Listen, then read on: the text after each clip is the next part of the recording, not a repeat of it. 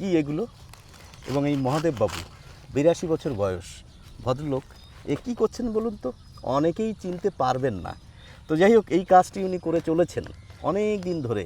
দত্তপুকুর স্টেশনের পাশে যে বাজার বসে, সেখানে প্রত্যেক দিন সকালবেলায় তিনি এই ঢেঁকি শাক নিয়ে বসেন।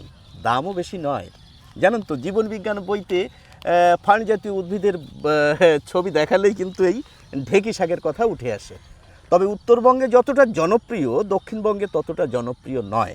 তবে কি বলবো বলুন তো, এর যে পুষ্টিগুণ সেটি যদি আমরা মাথায় রাখি, অথবা যারা একবার খেয়েছেন তারা কিন্তু এর স্বাদ নিতে ভোলেন না।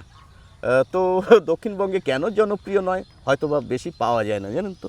তো একটু ঢেঁকি শাকটা কেমন হয় একটু দেখিয়ে দিই, দেখুন। তো দত্তপুকুর স্টেশনের পাশে যদি বাড়ি থাকে, অথবা কি বলুন তো, বাজারে খোঁজ করবেন। বাজারে খোঁজ করলে এই যে দেখুন, মাথাটা মোড়ানো থাকে, অয়ের মতো, তয়ের মতো, খণ্ড তয়ের মতো। ঢেঁকি শাক, ঢেঁকির মতো তো, সেই জন্য ঢেঁকি শাক। তবে বুনো এক ধরনের ঢেঁকি শাক পাওয়া যায়, সেটি কিন্তু খাওয়া যায় না, জানেন তো। সুতরাং চিনে শুনে জেনে তারপর খাবেন। সকলে ভালো থাকুন।